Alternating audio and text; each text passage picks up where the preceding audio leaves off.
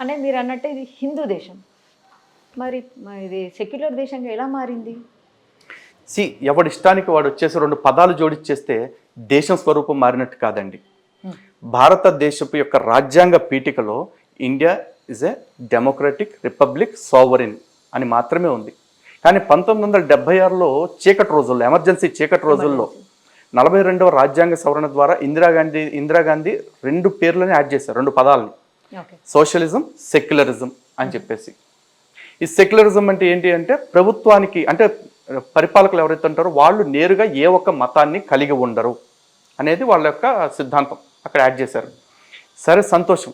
ఇది రాజ్యాంగం యొక్క స్వరూపం, ప్రభుత్వం యొక్క విధానం మాత్రమే, ఈ దేశానికి సంబంధించిన విధానం కాదు. ఎందుకంటే భారతదేశం ఎప్పటికీ హిందూ దేశమే, ఎప్పటికీ హిందూ దేశంగానే ఉంటుంది కూడా. అయితే సెక్యులరిజం అని పదం యాడ్ చేసిన ఇదే ప్రభుత్వాలు సిగ్గు శరం విడిచిపెట్టేసి ఈరోజు మన హిందూ దేవాలయాల్ని ప్రభుత్వ అధీనంలో పెట్టుకున్నాయి. ప్రభుత్వానికి నేరుగా మతం లేనప్పుడు ప్రభుత్వం నేరుగా ఒక మత కేంద్రాన్ని నిర్వహించవచ్చా అండి? లేదు. మరి మన ఆలయాలను ప్రభుత్వాలు ఎందుకు పోషిస్తుంది? పైగా దానికి పెట్టుకున్న పేరు దేవాదాయ శాఖ అని పెట్టుకున్నారు. అంటే దేవుడి వల్ల, దేవాలయం వల్ల వస్తున్న ఆదాయపు శాఖ అని చెప్పేసి పెట్టుకున్నారు. మరి ఈ బైబిల్ దేవుడు లేకపోతే ఇస్లాం దేవుడు వీళ్ళు దేవుళ్ళు కాదా? మరి వాళ్ళ మీద వచ్చి ఆదాయం తీసుకోవట్లేదంటే వాళ్ళు దేవుళ్ళు కాదని అంటుందా ప్రభుత్వం లెక్కలో? ప్రభుత్వం దృష్టిలో హిందూ దేవుడు మాత్రమే దేవుళ్ళ, హిందూ దేవాలయాలు మాత్రమే దేవాలయాల? బహుశా ఆ ఉద్దేశంతో హిందూ దేవాలయాల డబ్బుకి మాత్రమే దేవాదాయ శాఖ అని పెట్టారు. నిజంగా ఈ సిగ్గుశరం ఉన్న ఈ మతస్థులు ఎవరైనా ఉంటే, మా దేవుడు కూడా దేవుడే కాబట్టి మా డబ్బులు కూడా మీరే తీసుకోవాలి అని చెప్పేసి అడగమనండి.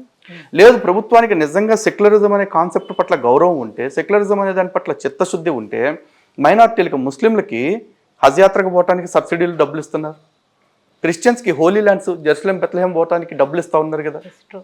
మరి ప్రభుత్వం మతాతీతంగా ఉండాలనుకున్నప్పుడు ఈ మతస్థులకి డబ్బులు ఎందుకు ఇస్తుంది? మతపరమైన కార్యక్రమాలకి.